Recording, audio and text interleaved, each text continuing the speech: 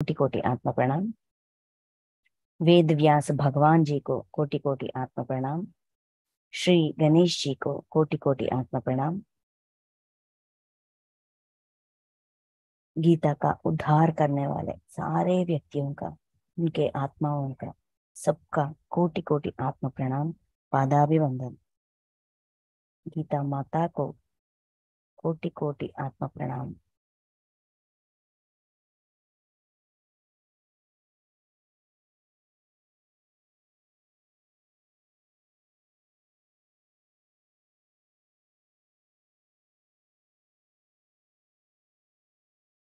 Okay masters, आज हम श्रीमद् भगवत गीता तीसरा अध्याय कर्म योग में अब तक 35 पूरे 43 श्लोक है। इसमें 35 तो श्लोक तक हमने पूरा कर दिया। उसका विश्लेषण, गीता का विश्लेषण हो गया।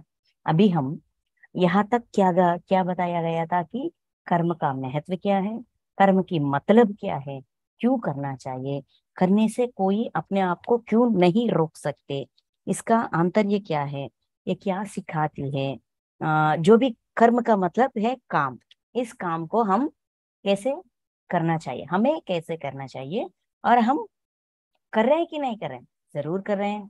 काम करने से कोई अपने आप को रोक नहीं सकते, काम तो कर रहे हैं। लेकिन इस काम को कितनी आसान तरीके से, जैसे कि वो हमारे हमारे लिए बंधन ना बन जाए, हम उसके अंदर उलझ ना जाए, अपने आप को उलझ ना जाए और बंधित ना करे। ऐसा काम करते करते ही अपने आप को बंधनों से विमुक्त कैसे कर सकते हैं, ये सब कुछ हमको बताया गया था, है ना।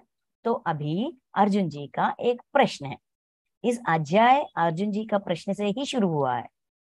ज्ञान योग बता रहे हो और युद्ध के लिए प्रेरित कर रही हो। मैं क्यों करूं ऐसा? अगर ज्ञान योग ही सबसे महत्व है तो मैं युद्ध क्यों करूं?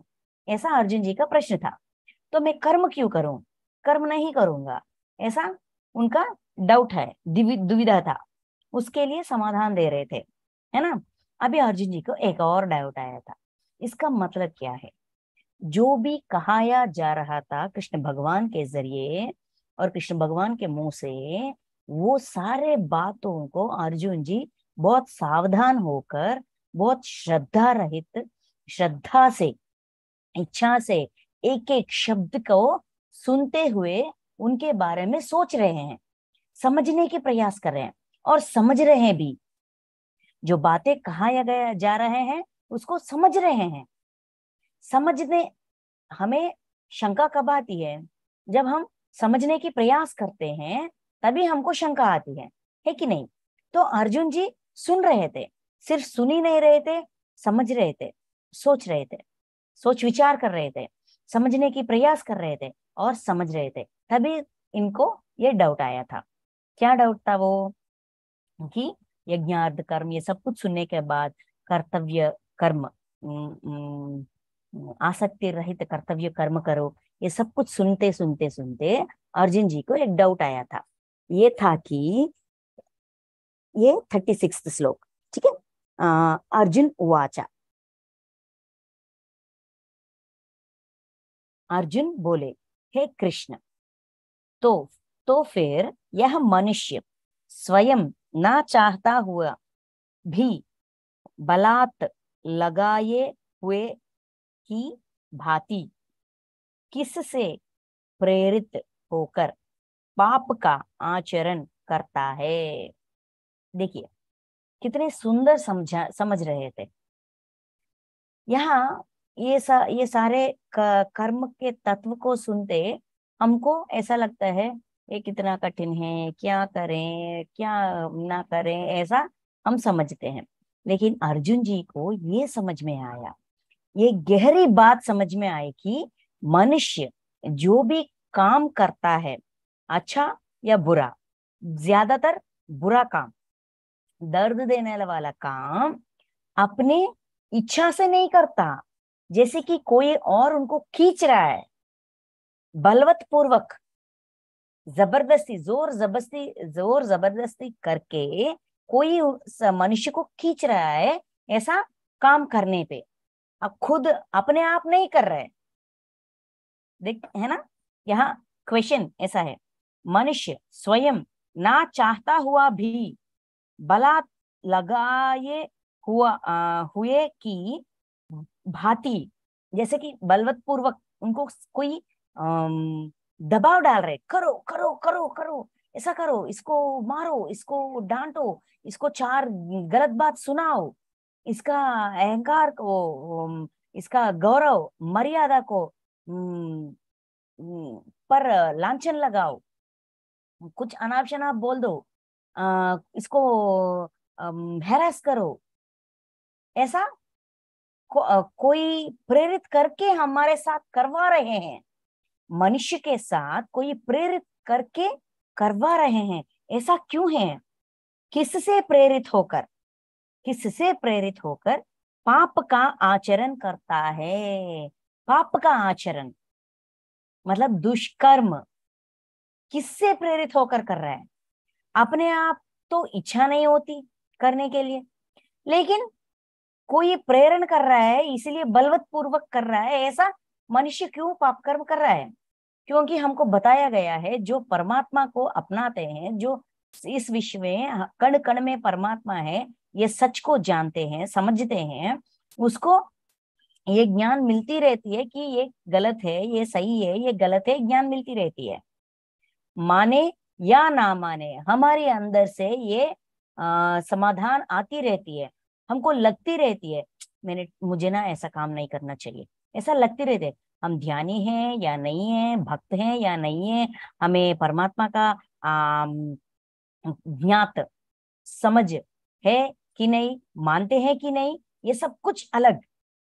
ध्यान में आने से पहले भी हमको कुछ गलत काम करने से पहले हमें हमें हमारी अंदर से नहीं छोड़ देते हैं, बस बहुत हो गया, छोड़ देते हैं, ऐसा हमारी इच्छा होती है, लेकिन उसको उसके ऊपर पर्दा रख के, उसको बाजू में रख के हम हमें जो करना चाहते हैं वही करते हैं, वही पाप काम करते हैं, है कि नहीं?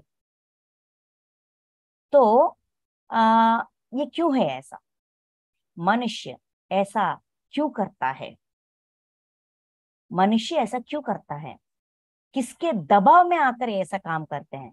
क्योंकि हमें ना ये सब कुछ सुनते सुनते मुझे इच्छा नहीं लगती, किसी को चार बातें सुनने के बाद हम बहुत तरसते हैं, मैंने क्यों किया, मैंने क्यों किया, मैंने क्यों किया, मुझे करना नहीं चाहिए था, मेरा स्वभाव ऐसा नहीं है।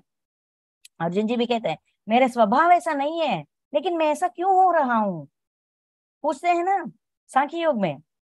वैसा ही हमको करने की इच्छा नहीं होती, लेकिन हम करते हैं, किसके दबाव से करते हैं?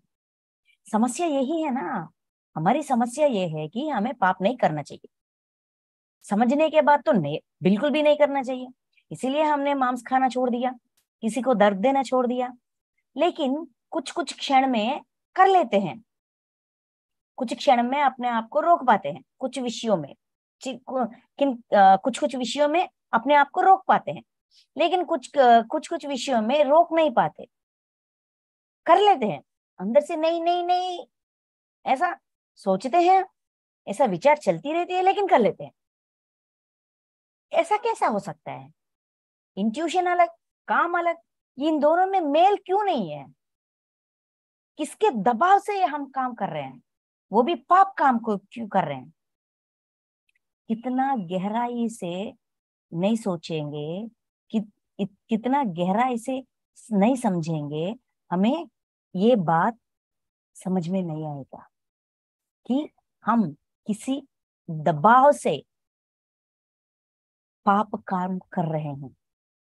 इसीलिए अर्जुन जी को कोटि कोटि आत्मा प्रणाम, क्योंकि हमारे अंदर जो भी प्रश्न आने वाले हैं वो प्रश्न उन्होंने पूछ लिया, प्रश्न पूछने से ही ज्ञान का प्रवाह आगे चलती है, गहराइयों में आती है, गहरी बात समझ में आती है, समझाते हैं मास्टर्स, प्रश्न पूछने से ही ये मुमकिन है। इतना गहराइयों में पूछ रहे हैं हमको, और इसका ज्ञान का गंगा और बह रही है। ऐसा ही इतना बड़ा भगवत गीता हमारे सामने आ गई, हमको ज्ञान दे रही है, हमको अपनी क्या कहते हैं दुविधाओं का, अपनी प्रश्नों का, अपनी समाधान मिल रही है। सिर्फ इस वजह से, सिर्फ इस वजह से, अर्जुन जी की वजह से, उनके प्रश्नों की वजह से, उनके समझने की रीति रिवाज की वजह से। कितना अच्छी तरह से जो बातें कहाया जा रहा है उनको समझ रहे हैं, अपना रहे हैं। अगर मेरे अंदर, मैं भी ना दुष्कर्म करने के लिए सिद्ध नहीं होता, लेकिन कर लेता हूं, मैं अपना आप को कैसे रोकूं? ऐसा डाउट सबको आती है। अपने आप को समझकर हम चौंक जाते हैं, ये मैं ही क्यों, क्या मैंने किया है ये सारा कांड? मैंने बोले इतने सारे कठिन बात, इतना बड़ा कांड मैंने किया है, ये कैसा हो सकता है? हम आश्चर्यचकित होते हैं अपने काम, अपने करतूतों को देखते हुए, समझते हुए। ये कैसा हो रहा है, किसके प्रभाव से हो रहा है? यह अर्जुन जी का प्रश्न है। देखिए, देखते हैं कृष्ण जी क्या समाधान देते हैं। 37 से लेकर 43 तक, ये सारे 7 श्लोकों में इसका समाधान है। श्री भगवान वाचा, ठीक है। श्री भगवान बोले, राज्य राजो रजो सॉरी रजोगुण से उत्पन्न हुए यह काम की क्रोध है, काम ही क्रोध है। यह बहुत खाने वाला, अर्थात वो भोगों से कभी ना अ, अधाने वाला और बड़ा पापी है। इसको ही तू इस विषय में वैरी जन, इसको ही तू इस विषय में वैरी जन जान वैरी जान जान लो कि कौन है सबसे अधिक शत्रु मनुष्य का, ज्ञानी का वैरी, वैरत्व मतलब एनिमिटी है ना, शत्रुत्व भाव। सबसे बड़ा शत्रु है एक ज्ञानी के लिए, कौन सबसे बड़ा शत्रु है? रजोगुण से उत्पन्न हुए काम, यानी क्रोध, काम से क्रोध, ठीक है। ये सबसे बड़ा शत्रु है एक ज्ञानी के लिए। तो रजोगुण से उत्पन्न हुआ यह काम ही क्रोध है। कौन हमारा बड़ा शत्रु है? काम। काम मतलब इच्छा। ये हमें ऐसा लगता है काम मतलब कोई और मतलब समझते हैं, नहीं। काम का मतलब ये है आ, बड़ी हुई, मतलब गहराइयों में इच्छा, हमारी इच्छा का गहरापन या स्ट्रांगनेस, उसका स्ट्रांगनेस बढ़ती बढ़ती बढ़ती बढ़ती बढ़ जाएगी तो ये काम बन जाएगी। इच्छा सबके अंदर जगती है। इसके बारे में हमको सांख्य योग में 62 और 63 श्लोकों में हमको बताया गया था। इच्छा से डिजायर, आशक्ति, आशक्ति तो इच्छा बन जाती है। इच्छा क्या बनती है? काम बनती है, और काम क्रोध का रूप लेती है। क्रोध विचक्षणा ज्ञान को खो जाते हैं। बताया गया था ना, एक एक स्टेप, एक एक स्टेप, जिससे हम अपने आप को रोक नहीं सकते। अपने आप को पहचानने से पहले ही हम बहुत बड़ा अनर्थ कर डालेंगे, अपने आप का, बुद्धि का नाश कर डालेंगे, है ना। वही बात यहाँ बहुत और विपुल और डिटेल्ड में एक्सप्लेन किया गया है। बहुत बारीकी तरह से, गहराइयों में समझने के लिए कहा गया है कि काम कैसे उत्पन्न होती, किसके वजह से काम उत्पन्न होती है? रजोगुण के वजह से। हमारे अंदर 3 तरह के गुण होते हैं, रजोगुण, सात्विक गुण और तामस गुण। तो ये रजोगुण ऐसा है कि मेरा, ये स्वभाव रजोगुण का रजोगुण है, मेरा। मुझे ये चाहिए, मुझे वो चाहिए, ये मेरी घर है, ये मेरी फैमिली है, ये मेरी पति है, ये मेरे बच्चे हैं, मेरा है। मतलब मेरा मतलब सिर्फ मेरा, किसी और का नहीं। बांटने या शेयर करने या एटलीस्ट बात करने से भी हम हमें अच्छा नहीं लगती। सिर्फ मेरा, मेरा और सबका ये अलग है, सिर्फ मेरा है। ये ये रजोगुण है। इस रजोगुण के वजह से हमारे अंदर काम उत्पन्न होती है, इच्छा उत्पन्न होती है। इस इच्छा गहरी बन गाढ़ा बन के, गाढ़ा और गाढ़ा और गाढ़ा बन के काम बन जाती है। काम, क्रोध, मोह, लोभ, मद, मात्सर्य, ये अरिषड वर्ग में पहला वाला काम है। ये काम कहाँ से उत्पन्न होती है? इच्छा से। रजोगुण और इच्छा मिलकर गाढ़ा बनकर स्ट्रांग बन जाते हैं और वो काम बन जाती है। किसी की प्रकार का इच्छा, वो ऐसा इच्छा वैसा इच्छा नहीं, किसी प्रकार की, साड़ी के लिए, जेवर के लिए, घर के लिए, एक जगह के लिए, एक व्यापार के लिए, एक जॉब के लिए, एक सीट के लिए, एक कॉलेज के लिए, कुछ भी, एक फ्रेंड के लिए, एक रिश्तेदार के लिए, घर वालों के लिए, अपनों के लिए, किसी के लिए भी जो भी इच्छा हमारे अंदर जग गई, ये मेरा है, ये मेरा है, मुझे पूरा करना चाहिए, ये मेरी है, इससे वो मिलकर काम बन जाती है। इस काम के वजह से इसका ये काम का भावना बढ़कर बढ़कर क्रोध बन जाती है। क्रोध के वजह से हम, जब हम क्रोध में आ जाते हैं, पाप कर डालते हैं, कर लेते हैं, पाप कर्म कर लेते हैं। तो यह बहुत खाने वाला अर्थात भोगों से कभी ना अघाने वाला। अघाने वाला मतलब ये काम इतना स्ट्रांग है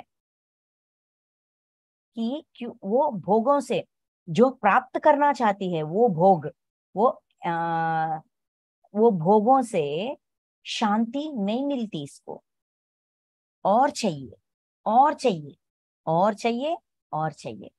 मतलब काम को कोई ठंडा नहीं कर सकता, जलती रहती है, जलती रहती है, जलती रहती है। आज के लिए एक इच्छा जग गई, इस इच्छा को पूरा करने के लिए मैंने पूरा प्रयास किया, पूरा प्रयास किया। किसी ने कुछ कहा, नहीं सुना, माना, नहीं माना, किसी का बात नहीं माना, ये मुमकिन है, नामुमकिन है, कुछ भी नहीं सोचा, कुछ नहीं किया, बस जाहिर कर दिया। मतलब उस इच्छा को पूरा कर दिया। इच्छा पूरा करने से काम ठंड होती है? नहीं, भोगों से, इस इच्छाओं को पूरा करने से, अपने एंजॉयमेंट से, अपने एंटरटेनमेंट जो भी चाहिए वो मिल गई, उसको मिलने से मुझे खुशी प्राप्त हुई। खुशी भोग है कि नहीं? है, है ना? उस भोगों से ठंड होने वाला नहीं है, और चाहिए, और चाहिए। भोगों से उसके और क्या कहते हैं, और पाने की इच्छा ज्यादा होती है। इस छोटे चीज से ही मुझे इतना खुशी प्राप्त हुई, तो मुझे बड़ा बड़ा चीज चाहिए, और खुशी प्राप्त होगी, और चाहिए, और चाहिए, और चाहिए। ऐसा ठंड भोगों से कभी ना अघाने वाला है और बड़ा पापी है। काम भोगों से ठंड होने वाला नहीं है। और चाहिए, और चाहिए, और चाहिए, ऐसा उकसाती है, मनुष्य को उकसाती है। ऐसा उकसुत हुए मनुष्य ना चाहते हुए भी, अपने अंदर से ना करो ना करो ऐसा समाधान आते हुए भी कर लेता है। तो पाप काम करने के पीछे कौन कारक है? रजोगुण।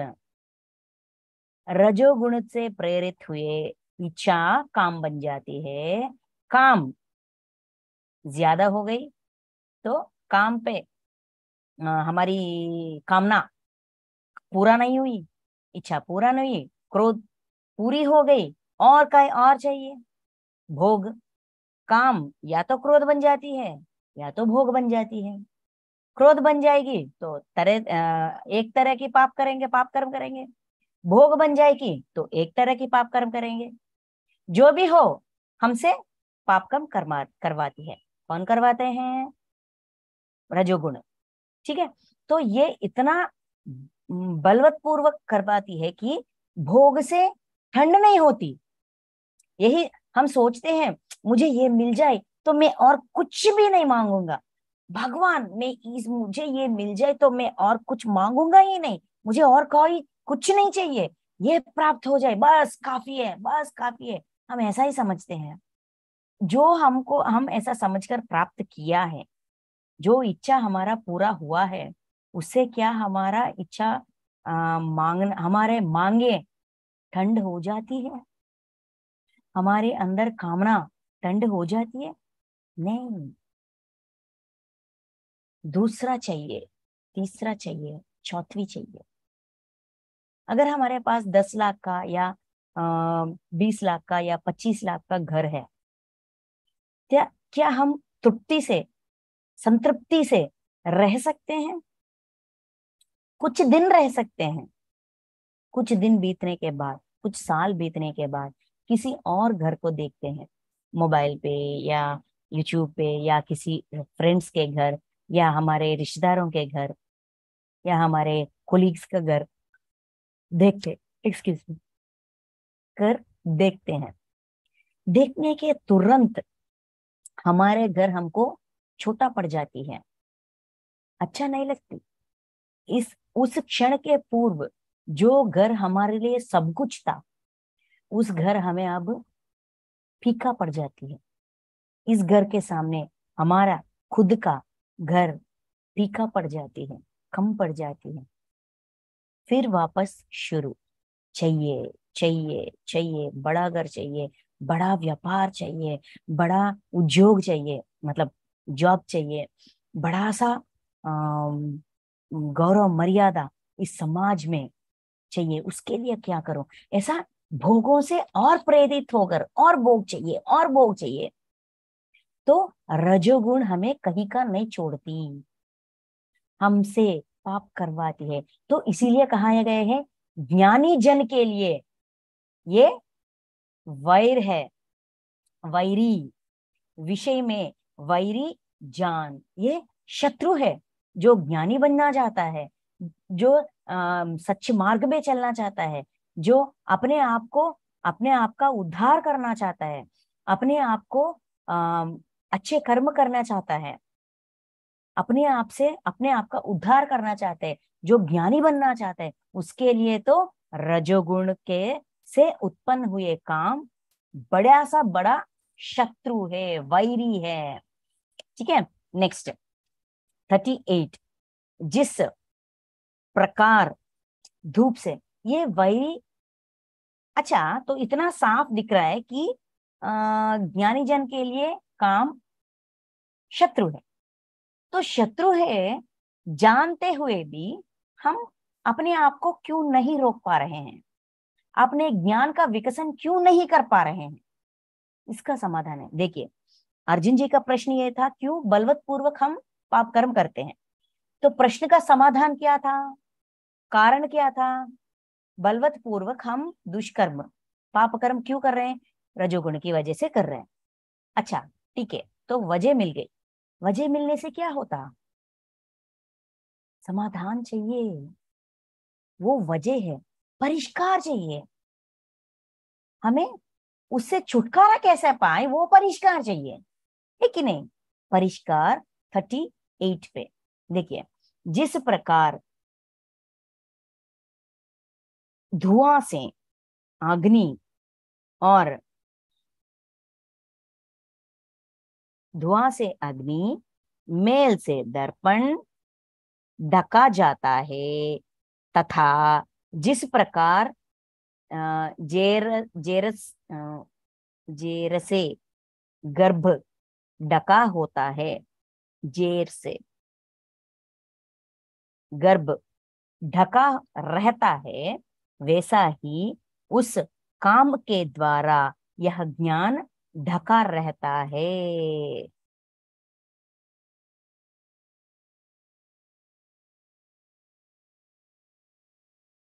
ज्ञान किससे ढका रहती है? काम से। काम के द्वारा ज्ञान ढका रहता है। कैसा? दर्पण, धूप से अग्नि। देखिए, होम वगैरह करते हैं या हमारे घर में धूप लगाते हैं ना, कोयल को जलाकर धूप लगाते हैं।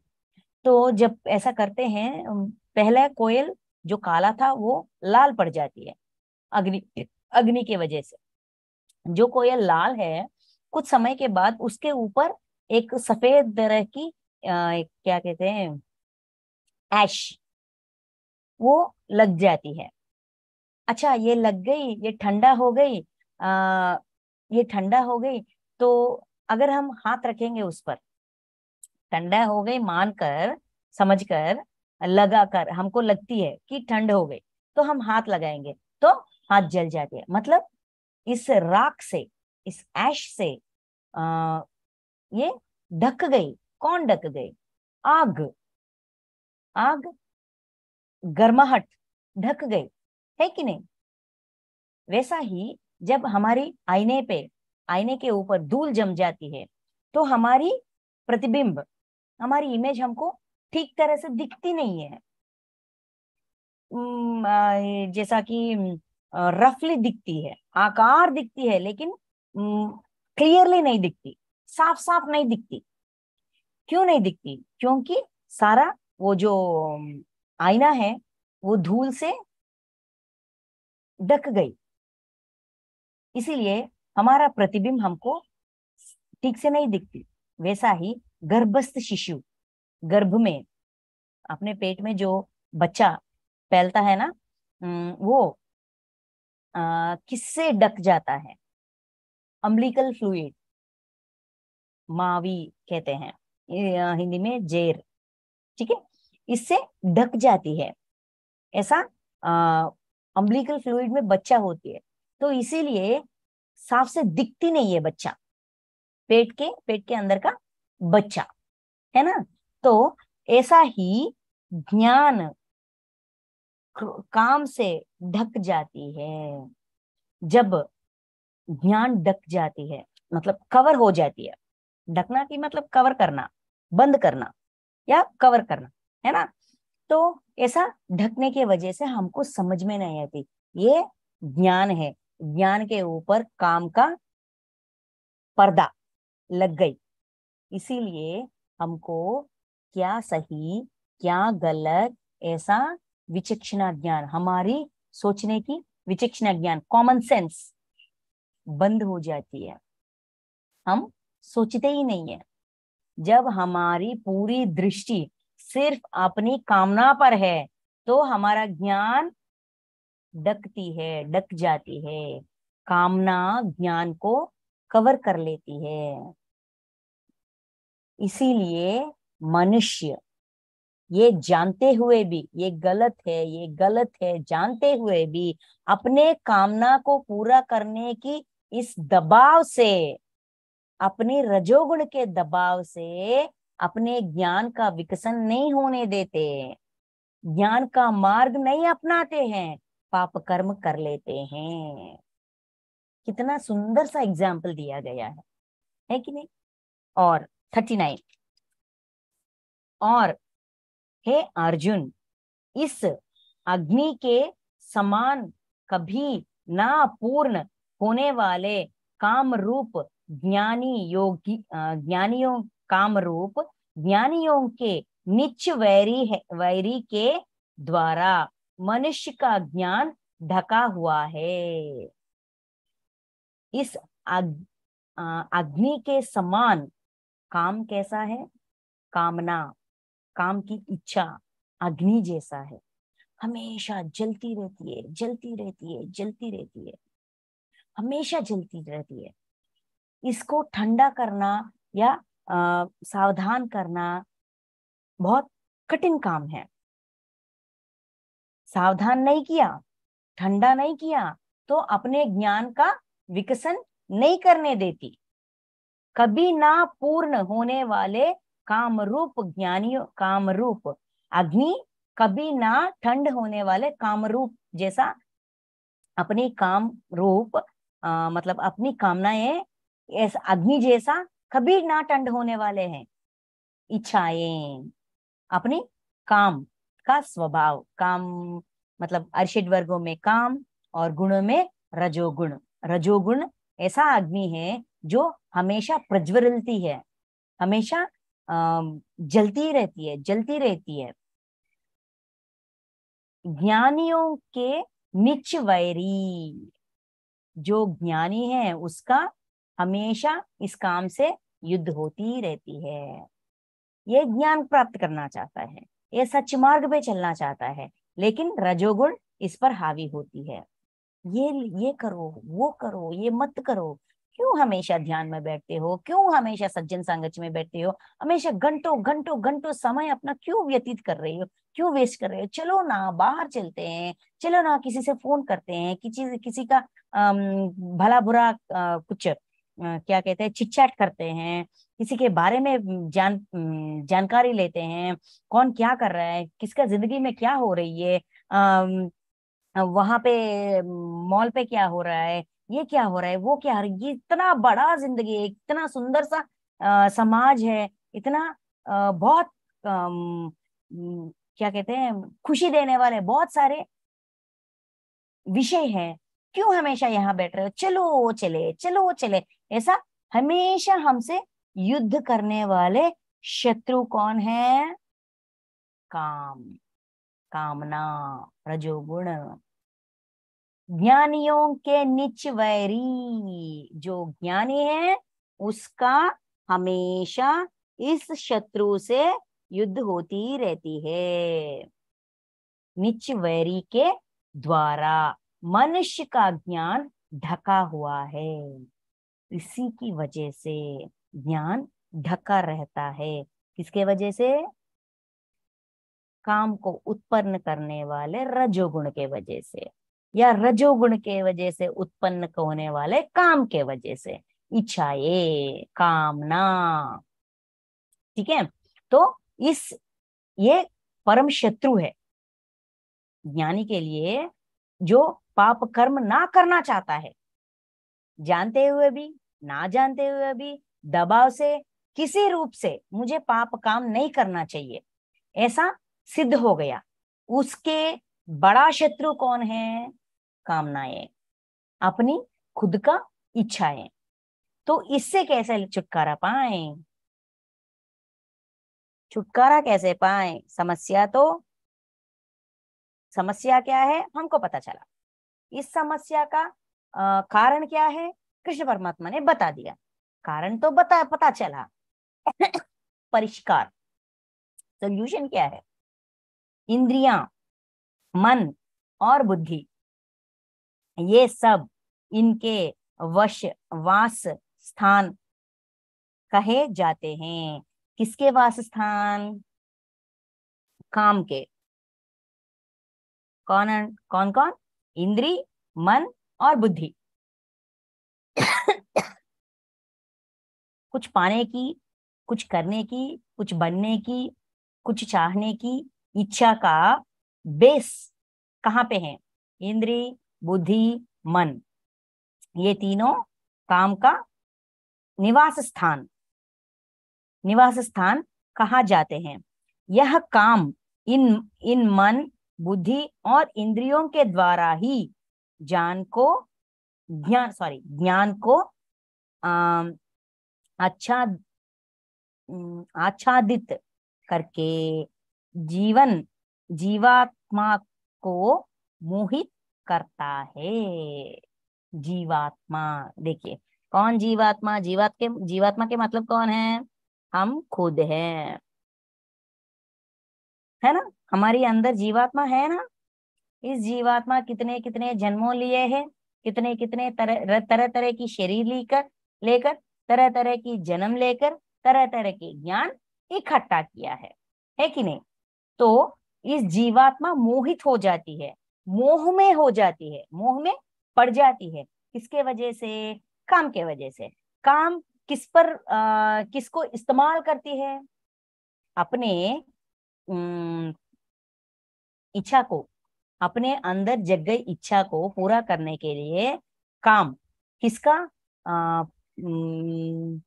इस्तेमाल करती है?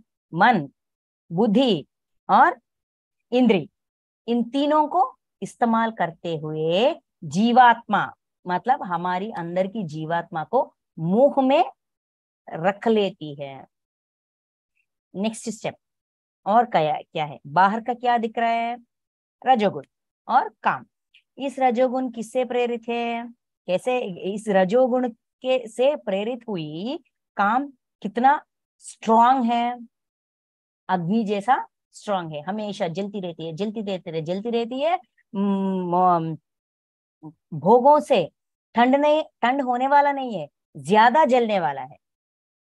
या क्रोध में जल जाती है, या हमें, या ये काम हमें या तो क्रोध में लेके जाती है, क्रोधित होने पर विवश करती है, या तो भोग लालच पर विवश करती है, मतलब मोह माया में हमको रख लेती है।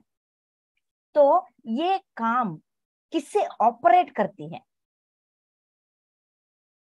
फॉर एग्जाम्पल, हम हैं यहाँ, इस टीम है, रेखा मैम का टीम है। रेखा मैम अपने जो ध्यान का प्रचार या ज्ञान का प्रचार किससे करना चाहती है, कैसे करना चाहती है? एक माध्यम के जरिए। कौन सा माध्यम? Online, zoom. जूम माध्यम के जरिए अपना जो इच्छा है, क्या इच्छा है उनका? ध्यान प्रचार, ज्ञान प्रचार का इच्छा इस माध्यम के जरिए प्रस्तुत कर रहे हैं, करवा रहे हैं, है कि नहीं? वैसा ही हमारे अंदर काम का इच्छा, जो काम है रजोगुण के वजह से उत्पन्न हुई काम, ये काम कौन से माध्यम से अपना इच्छा को पूरा करती है? इंद्री, मन और बुद्धि, इन तीनों के जरिए, इन तीनों को अपने काबू में रखकर अपना काम चलाती है। ठीक है, कामना और काम। देखिए, काम काम दोनों शब्द एक है, लेकिन इसका अर्थ डिफरेंट है ना?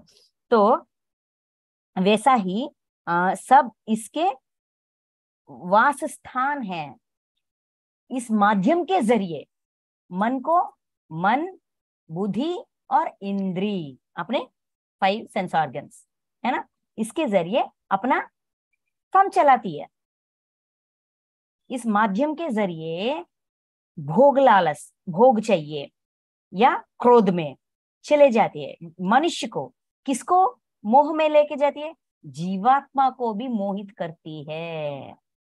ये ऊपर ऊपर का है जीव, ये इंद्री, बुद्धि, मन टॉप लेवल है। इस टॉप लेवल आइटम्स, इस टॉप लेवल माध्यम को अपने वश में करके काम, अपना इच्छा पूरा करने के लिए, अपना कामना पूरा करने के लिए जीवात्मा अपनी अंदर तक गहराइयों में जाकर जीवात्मा को भी मोह में फंसा जाती है, फंसा लेती है। इस वजह से जीवात्मा मोह में चले जाते हैं। बुद्धि यह काम इन मन, बुद्धि और इंद्रियों के द्वारा, इनके द्वारा, इस माध्यम के जरिए ही ज्ञान को आच्छादित करके, मतलब ज्ञान को ढक लेती है, पूरी तरह से उसको ढक लेती है और जीवात्मा को मोहित कर लेती है। नेक्स्ट 41। इसलिए हे अर्जुन, तू पहले इंद्रियों को वश में करके, यहां से सॉल्यूशन, तो 36, 37, 38, 39, 36 अर्जुन जी का प्रश्न है। 37, 38, 39 और 40, ये चारों श्लोक में इस प्रश्न का कारण, अर्जुन जी का प्रश्न के अंदर एक डाउट है, एक दुविधा है। इस समस्या, एक समस्या को प्रकट किया था अर्जुन जी ने। इस समस्या का कारण क्या है 37, 38, 39, 40 इन 4 श्लोकों में कहाया गया है। अभी परिष्कार 41 से। इसलिए हे अर्जुन, तू पहले पहले पहले हमें क्या करना चाहिए? इंद्रियों को वश में करना चाहिए। इस ज्ञान और विज्ञान का नाश करने वाला महान पापी काम को अवश्य ही बलपूर्वक मार डाल। मतलब काम, महान पापी काम को अवश्य, अवश्य मतलब जो, जिस काम की वजह से, कामना की वजह से हम इतने बड़ा बड़ा पाप कर रहे हैं, बलवत पूर्वक पाप कर्म कर रहे हैं, तो इसको कैसा रोका जाए? हमें अपने आप को पाप कर्म करने से कैसा रोका जाए? पहले किसका इस्तेमाल करना चाहिए? काम किसका इस्तेमाल कर रही है? इंद्रियों का इस्तेमाल कर रही है। इंद्रियों के जरिए अपने मन को, बुद्धि को अपने वश में करके जीवात्मा को मोहित कर रही है।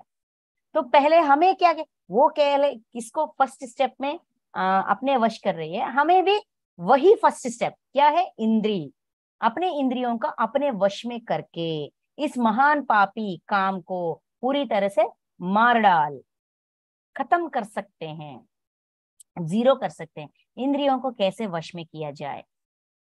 इंद्रियों को कैसे वश में किया जाए?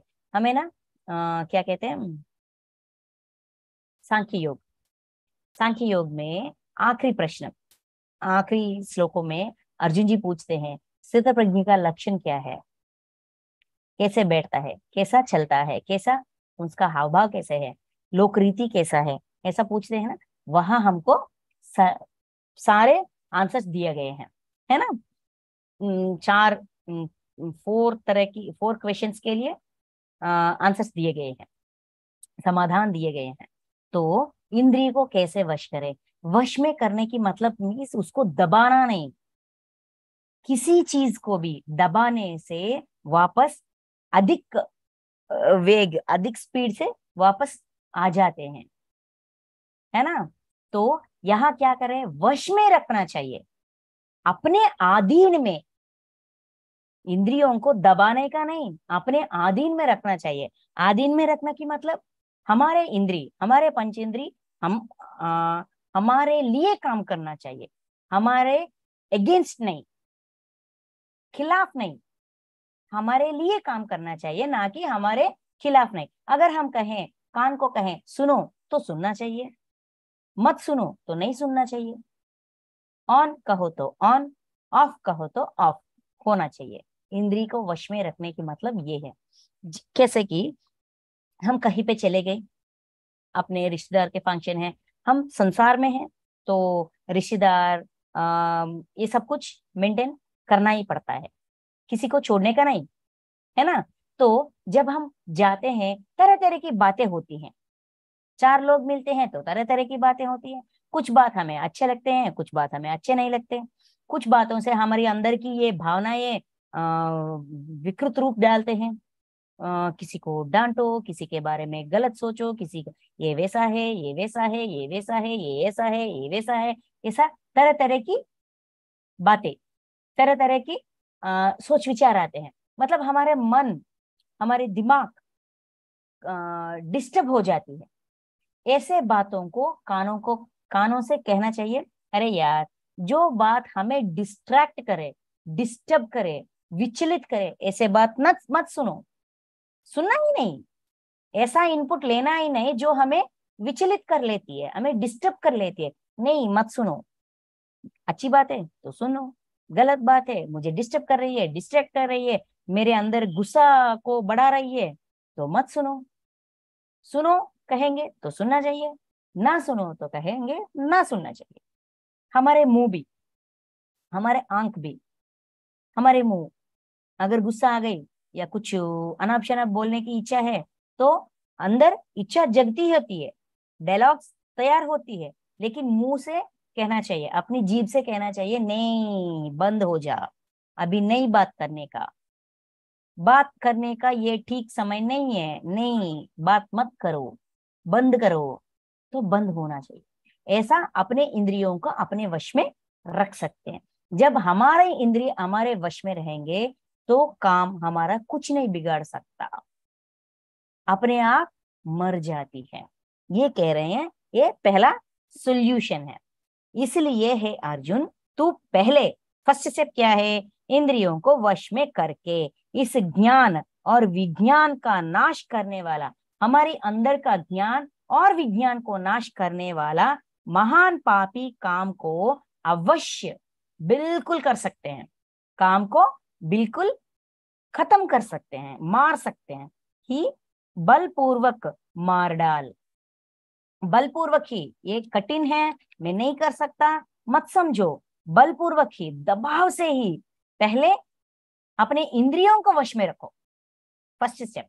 नेक्स्ट क्या है, इंद्रियों को स्थूल शरीर से पर यानी श्रेष्ठ, इंद्रियों को स्थूल शरीर से पर यानी श्रेष्ठ, मतलब इंद्रिय से, इंद्रियां अपने पंचेंद्रिय शूल स्थूल, स्थूल शरीर से श्रेष्ठ है। स्थूल शरीर मतलब इस आकार, दिस बॉडी, स्थूल शरीर है ना, ये फिजिकल बॉडी।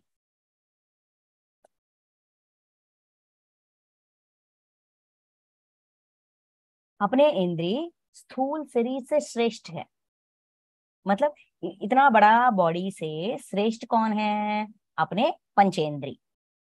ओके, बलवान और सूक्ष्म करते हैं, सूक्ष्म कहते हैं, मतलब शरीर बहुत बड़ा बलवान है, हम समझते हैं शरीर से बलवान और श्रेष्ठ हमारे इंद्रिय है, श्रेष्ठ, बलवान और सूक्ष्म।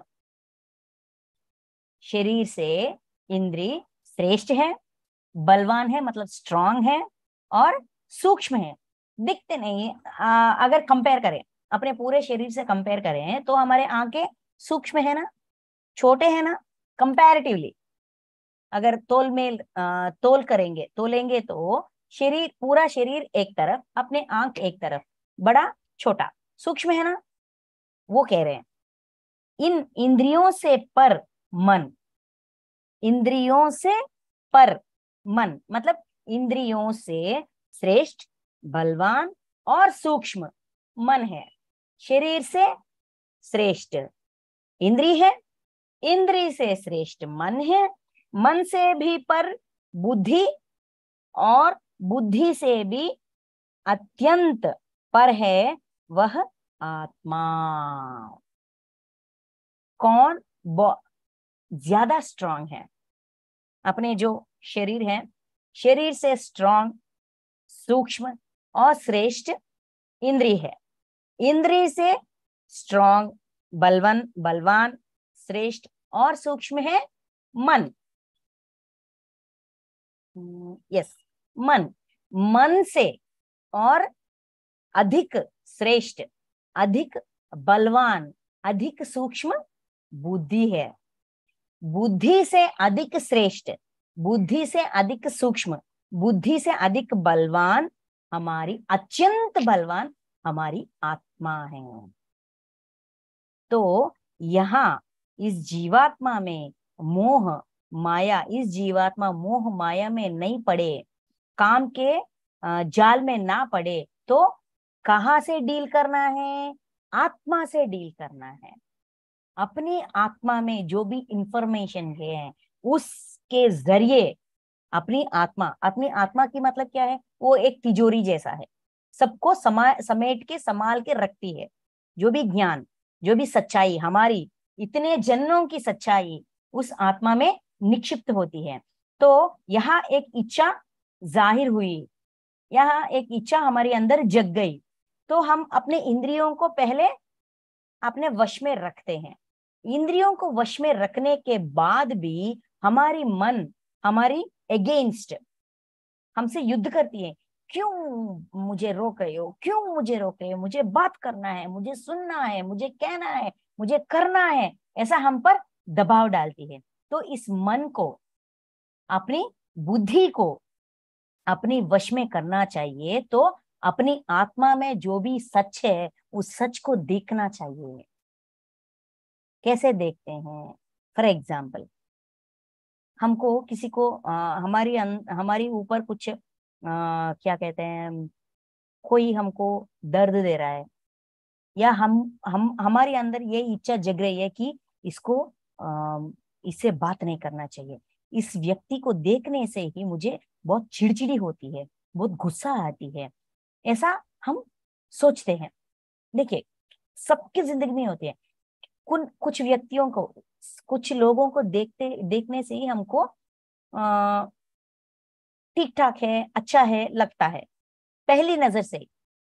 कुछ व्यक्तियों को, कुछ लोगों को देखने से पहली नजर से ही ये ठीक आदमी नहीं है, या ठीक व्यक्ति नहीं है, इसका सोच विचार ठीक नहीं है, ये गलत है, इससे तुरंत कभी और इससे मिलन नहीं होना चाहिए, इससे कभी मिलना नहीं चाहिए। ऐसा हम अपने अंदर कुछ तरह तरह की सोच विचार आते हैं, नेगेटिव थॉट्स। ऐसा क्यों है? क्यों हमारे मन इतना विचलित हो रही है किसी को देखने से, किसी से बात करने से, किसी का बात को मानने से, किसी को सेवा करने से? क्यों ऐसा हो रही है? इंद्रिय को हम रोक रहे हैं, यहाँ तो ऊपर लेवल में, टॉप लेवल पे हम रोक रहे हैं, लेकिन कहाँ तक रोक पाएंगे? कहाँ तक उस पर वश, वो हमारे वश में होंगे? जब तक ये बांध ना टूट जाए तब तक होंगे। बांध टूटे इससे पहले ही अपनी आत्मा में जो सच्चाई है, इस फीलिंग्स के पीछे, इस इमोशन के पीछे, इस विचलित होने के पीछे क्या सच्चाई है, वो अपनी आत्मा से, क्योंकि आत्मा सबसे स्ट्रांग है, सबसे सूक्ष्म है और सबसे श्रेष्ठ है।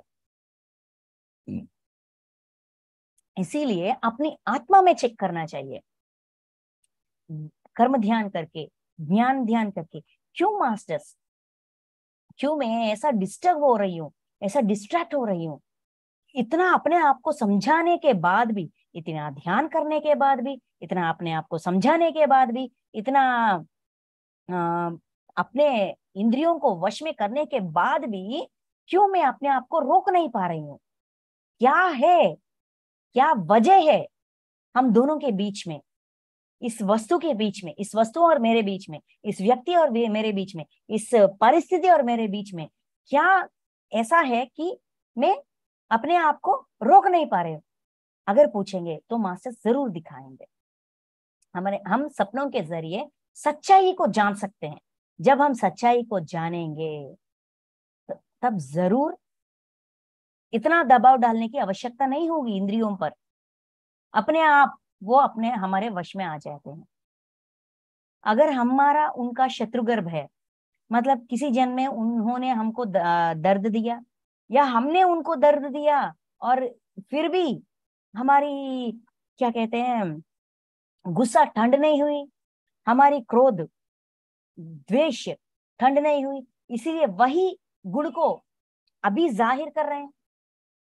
अगर सच्चाई हमको पता चलती है तो हम अपने आप ठंड हो जाते हैं, अपने आप को समझा पाते हैं कि नहीं यार, उसने हमको दर्द दिया, ठीक है, लेकिन क्यों दिया? उस पहले जन्म में, उससे आगे जन्म में हमने उनको दिया। इसीलिए इस अधिकार के वजह से, हमारे अंदर की इस अधिकार के गुण, इस शत्रुत्व की भावना की वजह से हमारे अंदर ये सब कुछ जग रही है, फिर वापस आ रही है। वापस वही इमोशंस को हम यहाँ जाहिर करने के लिए तैयार हो गए हैं। ये ठीक बात नहीं है। अपने आप को बहुत आसानी से समझा सकते हैं, इसीलिए आत्मा को पकड़ो। आत्मा सबसे, देखिए, बुद्धि से भी अत्यंत पर है वह आत्मा। आत्मा अत्यंत, बुद्धि से भी अत्यंत पर है, स्ट्रांग है, उससे ऊपर है। इसीलिए आत्मा को पकड़ो। अपनी आत्मा में बदलाव लाएंगे तो यहाँ का जीवात्मा मोह में नहीं जाएगा।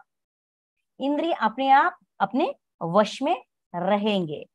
और 43 आखिरी श्लोक इस अध्याय का, इस प्रकार बुद्धि से पर अर्थात सूक्ष्म, बलवान और अत्यंत श्रेष्ठ आत्मा को जानकर और बुद्धि के द्वारा मन को वश में करके, हे महाबाहो, तू इस काम रूप दुर्जय शत्रु को मार डाल।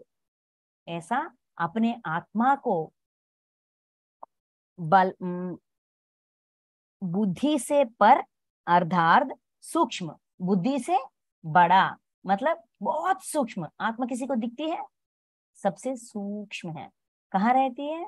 महाकारण लोकों में रहती है, कारण लोक में नहीं आती है, वहां रहती है और सूक्ष्म है और श्रेष्ठ है और बलवान है, स्ट्रॉन्ग, द स्ट्रॉन्गेस्ट वन। जहां स्ट्रॉन्ग है मतलब वहां बदलाव ला सकते हैं, तो यहाँ बदलाव अपने आप आ जाती है। तो इसीलिए अपनी आत्मा में बदलाव लाओ और आत्मा श्रेष्ठ आत्मा को जानकर, आत्मा को जानो, आत्मा में जो भी निक्षिप्त है उस सच्चाई को जानो और बुद्धि के द्वारा मन को वश में करके, बुद्धि के द्वारा आत्मा को जानो मतलब आत्मा में जो सच है उसको जानो। जानने के बाद अपने बुद्धि के द्वारा, जब हम सच्चाई जानेंगे, अपना बुद्धि क्या कहेगा हमसे? गलत काम करो, पाप काम करो, कहेगी क्या हमसे? नहीं, ऐसा नहीं करना चाहिए। पिछले जन्म में किया हुआ पाप का तृप्ति नहीं हुई क्या? जो हो गया, अब तो बदलो। ऐसा हमारी बुद्धि हमको समझाएगी। किसको समझाएगी? अपने मन को समझाएगी। बुद्धि के द्वारा मन को अपने वश में करके दुर्जय शत्रु महापापी दुर्जय शत्रु काम, अपने रजोगुण को हम खत्म कर सकते हैं, मार सकते हैं। ये है तरीका, ये है सॉल्यूशन।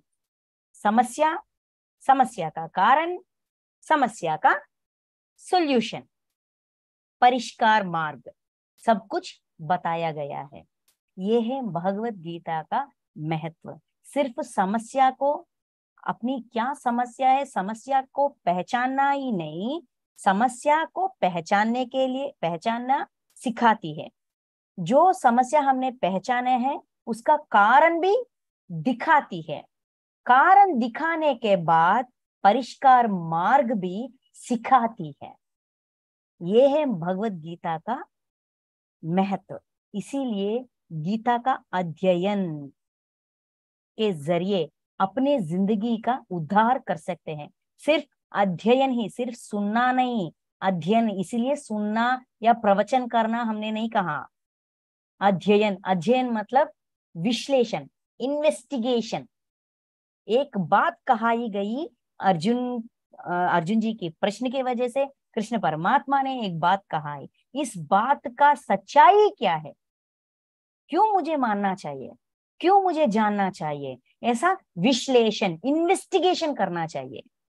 विषय को इन्वेस्टिगेशन करके, सच्चा इन्वेस्टिगेशन करने के बाद अपनी विचक्षणा ज्ञान के जरिए, कॉमन सेंस के जरिए, इन्वेस्टिगेशन के जरिए सबको अपने अंदाज में रखते हुए, अच्छा ठीक है तो क्या करें, इस्तेमाल करें या ना करें, एक बार आजमाना चाहिए।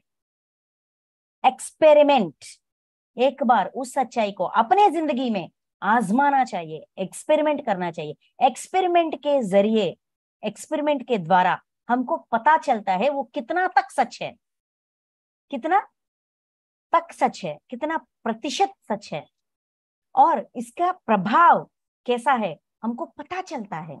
अपने खुद का एक्सपीरियंस, इसीलिए अनुभव ज्ञान, खुद का अनुभव के जरिए ही ज्ञान प्राप्त करो। किसी का कहाई गई बात नहीं। पीएसएस सोसाइटी में भत्री सर, वंशी सर, सब सारे मास्टर्स कहते हैं अपना अनुभव को ज्ञान के रूप में बदलो, अपनाओ। ऐसा अपनाने से हमको हमारी समस्या क्या है पता चलेगा, समस्या का कारण क्या है पता चलेगा, कारण को कैसे परिष्कार किया जाए ये भी पता चलेगा। Information plus investigation plus experience is knowledge. Investigation ही महत्व है, इसीलिए अध्ययन, गीता का अध्ययन। सुनिए, पहचानिए, समझने की प्रयास कीजिए, बार बार इस श्लोकों के पीछे श्लोकों, संस्कृत कुछ लोग को आते हैं, कुछ लोग को नहीं आते हैं। संस्कृत का उच्चारण करना एक बात है, संस्कृत को समझना एक बात है। ये सारे बातों में समझ लगती है तो इसके नीचे ही सरल भाषा में अर्ध अर्ध दिया गया है, व्याकरण दिया गया है।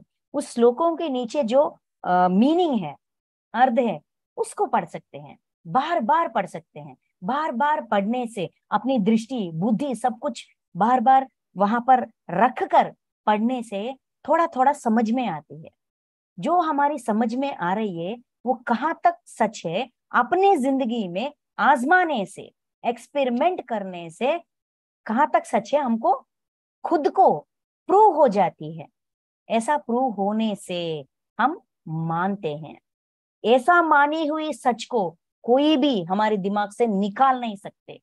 ये ज्ञान बन जाती है, आचरण करते करते करते ज्ञान के रूप ले लेती है। तो ये है कर्म योग। बहुत बहुत बहुत बहुत इंपॉर्टेंट है। जो हर दिन का काम काज हम जो कर रहे हैं, उस काम काज को कितनी सरलता से, कितनी सावधानी से, कितनी इच्छा पूर्वक कर सकते हैं, ये ज्ञान देने वाला बहुत महत्वपूर्ण अध्याय है कर्मयोग।